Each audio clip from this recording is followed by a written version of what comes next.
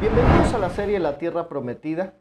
Vamos a ver un tema más en el que trataremos de hacer una introspección en nuestro interior y ver realmente qué es lo que está gobernando nuestras vidas. Este ya es el rey número 9 conquistado por Josué y nos vamos a enfocar específicamente en Josué capítulo 13, verso 12, donde dice el rey de Debir, otro. En este estudio específicamente no nos enfocaremos en el nombre Debir como una persona, sino en el nombre Debir como un lugar geográfico. Cuando nos encontremos en el Antiguo Testamento con algunos nombres, algunos de ellos se refiere a lugar, otros se está refiriendo a persona. Anteriormente vimos el nombre Debir como persona. Fue un estudio maravilloso. Y es que lo veamos anteriormente, que está refiriendo al rey de Laquis, quien gobernaba allí, se llamaba Debir. Pero en este estudio nos enfocaremos en el lugar geográfico específicamente y hacemos esta aclaración para que estemos en sintonía de qué es lo que vamos a hablar. Este lugar tenía influencia por ser sumamente comercial y en cualquier país donde haya mucho comercio, hay mucha influencia social, económica, política, y este era uno de esos lugares donde era de mucha influencia. Por supuesto, ya veremos por qué específicamente. Pero déjeme rápidamente hacer un recuento histórico de esta ciudad para que tengamos un contexto de ella. Este lugar, sus habitantes fueron destruidos junto con las 5 ciudades que se unieron para derrotar a los israelitas por medio de los gabaonitas. Los gabaonitas hacen una alianza con Josué e Israel en general para que no lo destruyeran. Pero cuando los cananeos, los de la tierra prometida, se dieron cuenta que esto sucedió, hicieron una unión de naciones para poder derrotar a los gabaonitas, y haciendo guerra con ellos, los israelitas fueran en la defensa y también derrotar a los israelitas, cosa que no lograron. Parte de ello está descrito específicamente en Josué capítulo 11, verso 21, cuando dice: Josué fue y destruyó a los anaseos de la región montañosa de Hebrón, de Debir. Entonces, esta ciudad Debir fue parte de las que se unieron para esa conflagración que planificaron. Este lugar era un lugar sacerdotal que se les fue dado a los levitas. Ojo, los levitas no tenían lugar geográfico destinado para ellos como una herencia, pero se le daba a una de las 11 tribus, en su mayoría eran las tribus de Judá, y dentro de la tribu de Judá se le asignaba un espacio a los levitas y dentro de ellos los sacerdotes, pero este lugar de Vid básicamente fue delegado a la administración sacerdotal. Eso, parte de ello está escrito en Josué capítulo 21, verso 15, específicamente en el verso 13, donde dice que fue Debir junto con sus ejidos. ¿Qué es eso de ejidos? Son las tierras de pasto para las ovejas y los animales que comían específicamente pasto. Entonces a ellos se les da específicamente Debir y su alrededor, su planicie, donde había mucho pasto para consumir. Otro de los textos está hablando de Primera Crónicas, capítulo 6, verso 58. Hay una situación acá que quisiera aclarar, y este lugar Debir se menciona en otros pasajes bíblicos, tales como 2 Samuel, capítulo 9, verso 4 al 6, ya en el tiempo de David, pero se menciona con otro nombre. Específicamente cuando muere Saúl, su hijo Jonatán, y tiene un hijo, Jonatán, que queda lisiado por algunos azares de las situaciones que sucedieron, y se lo llevan a un lugar llamado Lodebar. Este lugar aparece antiguamente como Debir, que es cambiado el nombre ya en el tiempo de David como Lodebar, que es donde se queda el hijo de Jonatán llamado Mefiboset. Bueno, hay mucha historia allí con ello, pero para hacer una mención de que este lugar sí aparece después, pero ya con otro nombre. Este lugar fue reconquistado por los cananeos en el tiempo después de la posesión, donde se es delegado algunos de los israelitas. Nuevamente los cananeos lo toman, pero ya en el tiempo de los jueces. Por ejemplo, el primer juez de Israel, ya en el libro de los jueces, Otoniel vuelve a tomar esa tierra de los cananeos porque anteriormente la habían nuevamente conquistado los cananeos. Eso está escrito en Josué capítulo 15, verso 15 al 17. Y específicamente fue dado a la tribu de Judá bajo la administración, por supuesto, sacerdotal. Eso está escrito en Josué capítulo 15, verso 20. Pero este lugar, Debir, tenía otro nombre anteriormente. Entonces, anteriormente tiene otro nombre que es Kiriat Sana, que luego se llama Debir, pero después tiene otro nombre que es Lodebar. Entonces, si nosotros tenemos adquirimos ese entendimiento del cambio de nombres, vamos a comprender mejor de qué se trata este reinado. Por eso es de que les hablo de este preámbulo para tener un mejor conocimiento de ello. Y parte del cambio de nombre se habla en Josué capítulo 15, verso 49. Jueces capítulo 1, verso 11, del nombre anteriormente a llamarse Debir y que luego es Lodebar. Muy bien, ¿qué es lo que significa este nombre? Este nombre del lugar, por supuesto, ¿qué significa? Lo que significa es ciudad del libro o ciudad de los libros.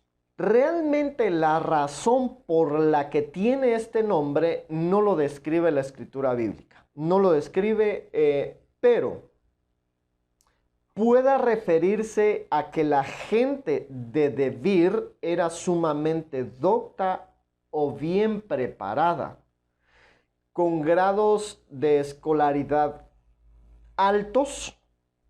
Por supuesto, no como lo conocemos hoy en día nosotros, pero sí con gran conocimiento y doctos, por supuesto. Tenemos entendido que en la antigüedad no se utilizaban libros como los que hoy conocemos, pero es probable que todos los escritos valiosos en arcilla o ya bien otro material que se usaba en la antigüedad eran almacenados en esta ciudad. Dentro de la tierra prometida, este pudo haber sido uno de los lugares donde se almacenaba una buena cantidad de evidencia escrita, y es por eso que el significado de Debir sea la ciudad de los libros o del libro. Otra de las suposiciones, esto ya después que los israelitas conquistaron este lugar, puede ser de que haya sido un centro de enseñanza religiosa, judaica o ya bien cananea. O en últimas instancias pudo haber sido el lugar donde se guardaban los registros de la administración pública. Pero realmente, ¿cuál es el significado para nuestras vidas? Porque realmente ese es el punto medular de esta serie de enseñanzas. No simple y sencillamente saber, porque tratamos de en toda la serie de estas enseñanzas dividir en tres partes. Número 1, la historia. Número 2, qué significa. Y número 3, cómo es aplicado a nuestras vidas. Y eso es parte de lo medular en ello. Entonces, ¿qué significa para nosotros? Es el libro que gobierna nuestras vidas. ¿Qué es lo que está gobernando nuestras vidas? Porque la influencia que puede atraer un libro al ser humano es sumamente esencial. Un libro que contenga teología, un libro que contenga una línea de pensamiento, una literatura que proporcione una ideología, una línea de pensamiento gobernando nuestras vidas. ¿Por qué es, mis queridos hermanos, que hay gente que se inclina más al socialismo, liberalismo, religión o cualquier otra línea de pensamiento? Karl Marx, Richard Dawkins, Sigmund Freud, Carlos Darwin o cualquier otro. Mire, hermano, ¿por qué razón? Porque hay escritura que está guiando su vida, empujando su pensamiento a esa línea. Y eso es lo que va a gobernar su vida. El socialismo tiene tanta influencia en nuestra sociedad, mis queridos hermanos, pero es porque es una línea de pensamiento influida por una escritura. Entonces, esto va más allá de lo que nosotros podemos ver a superficie, porque si nosotros nos movemos por una línea de pensamiento, eso es lo que va a gobernar nuestras vidas. Eso es lo que va a estar influenciando nuestras vidas a tal punto de gobernarnos. Y es aquí donde nosotros vemos los tipos de religiones que son gobernados específicamente por determinado texto, por determinada escritura, por determinado libro. Y voy a tratar de hacer un resumen de parte de las religiones más importantes, las que tienen mayor cantidad de seguidores, pero son influenciadas por escritura, mano. Mire, si nosotros nos exponemos a otra escritura más que la escritura inspirada por Dios, que es la Biblia, mire, hermano, vamos a terminar desviando nuestro propósito, desviando nuestro camino del verdadero plan de parte de Dios para nuestras vidas.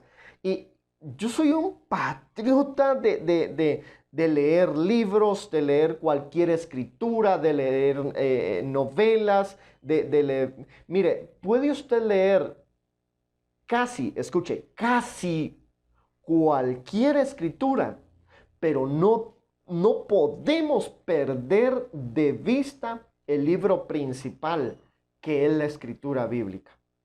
No lo podemos, porque si no vamos a terminar con un tipo de ideología diferente que nos vamos a terminar perdiendo.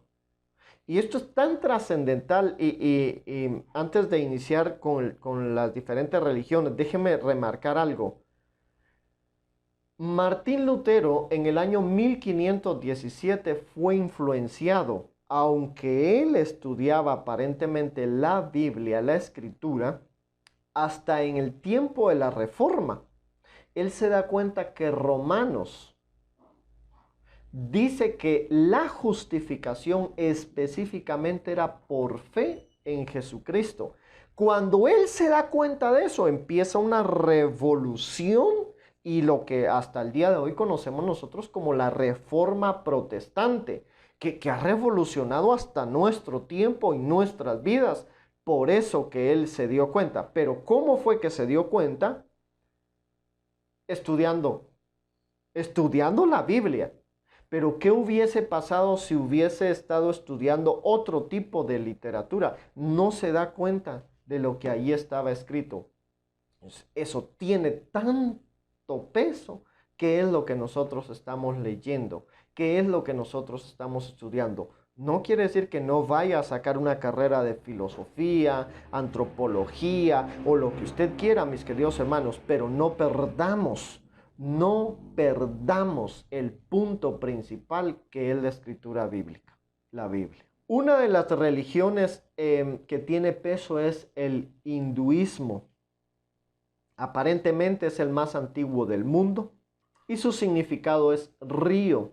Su enseñanza se basa específicamente en el Krishna, en el año 2400 a.C. Ellos dicen que hay específicamente 4 caminos hacia la meta y parte de lo que usan es el yoga, que específicamente quiere decir unir o someter. Parte de los 4 caminos es el ejercicio psicofísico, número 2, el conocimiento, número 3, el amor y número 4, el trabajo. El segundo es el budismo. Buda significa el iluminado o el despierto. Y básicamente ellos dicen que es a través de su religión, de sus enseñanzas, llegar a un estado de libertad iluminada. Su origen, por supuesto, es Buda, en el año 563 aproximadamente antes de nuestro Señor Jesucristo. Y parte de lo que ellos enseñan o parte de sus fundamentos es que la vida de una persona es el resultado de una larga sucesión de acciones acumuladas a lo largo de un proceso de numerosas existencias llamadas encarnaciones, dependiendo de, ellos hablan mucho del karma también, dependiendo de su estado de iluminación, va migrando en encarnaciones de mayor rango o de menor rango hasta llegar a un estado de iluminación plena. El siguiente es el confucianismo.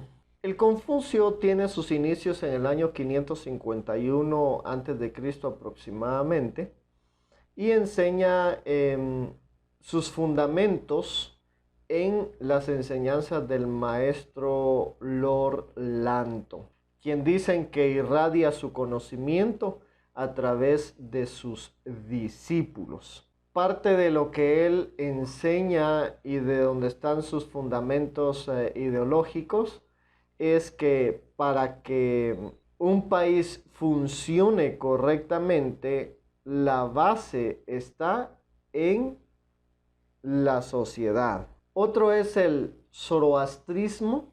Esto nació en Persia. Significa el Señor que concede la inteligencia.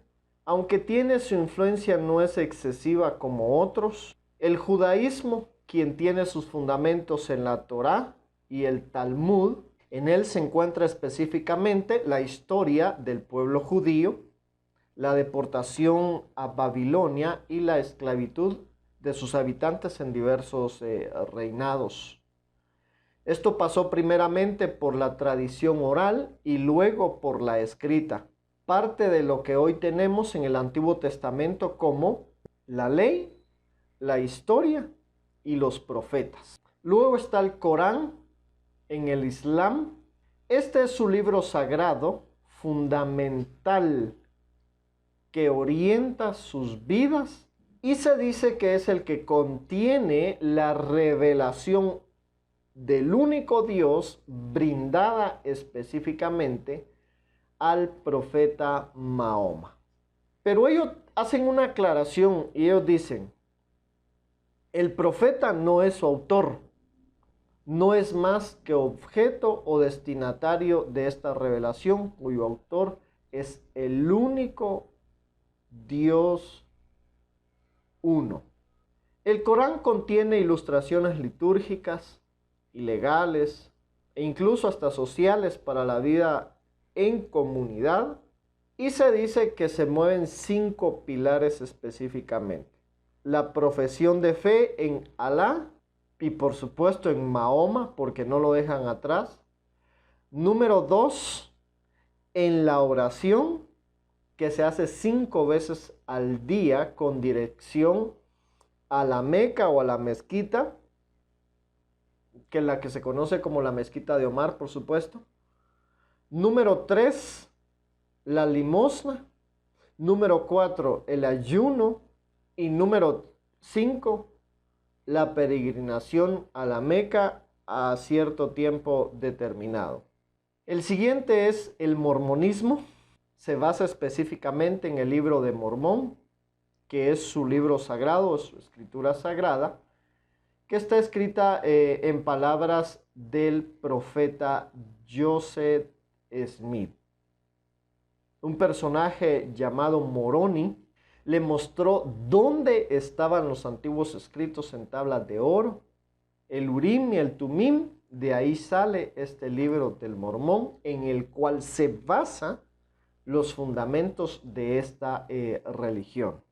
Más que religión, yo pegaría que es una secta, pero bueno, eso estaría a criterio de cada opinante, por supuesto.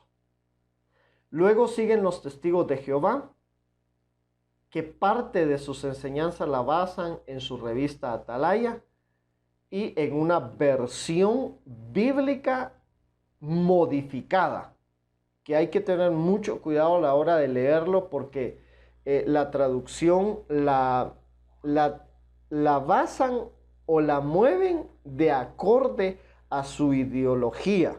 Su origen se remonta al siglo XIX aproximadamente, específicamente 1879. Su fundador fue Charles Taze Russell. En el año aproximadamente 1852 a 1916, ¿quién es este personaje?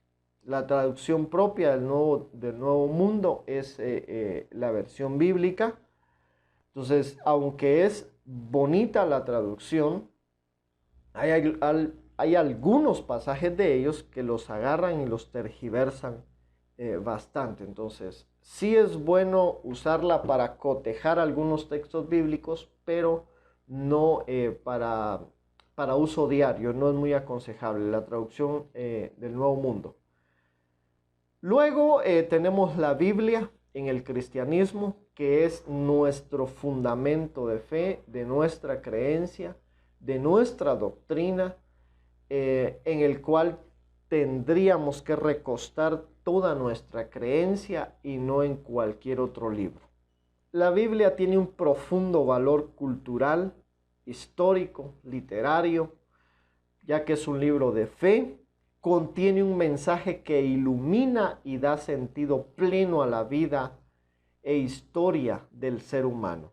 Es el único que tiene un fundamento real, creíble, de la historia del universo, de la tierra, de la humanidad.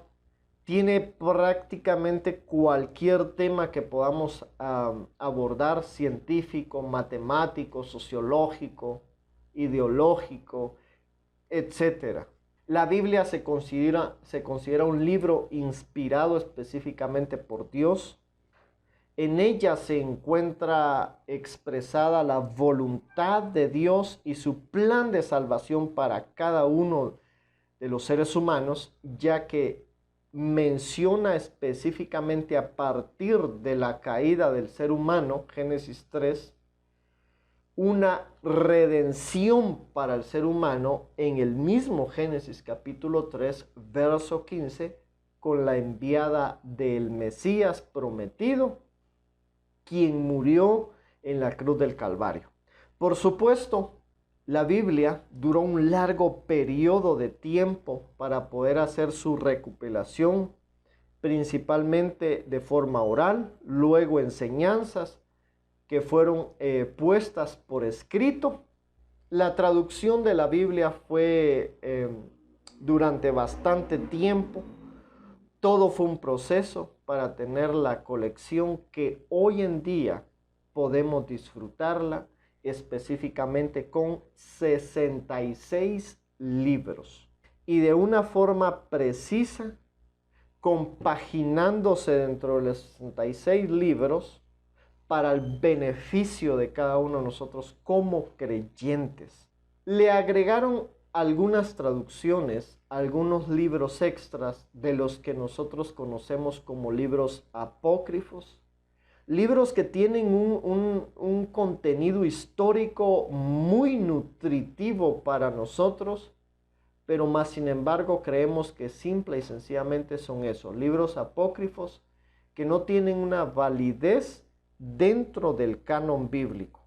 Quisiera concluir con este texto, que es 2 Timoteo capítulo 3, verso 16, en la traducción lenguaje actual, que dice: todo lo que está escrito en la Biblia es el mensaje de Dios y es útil para enseñar a la gente, para ayudarla y corregirla y para mostrarle cómo debe de vivir.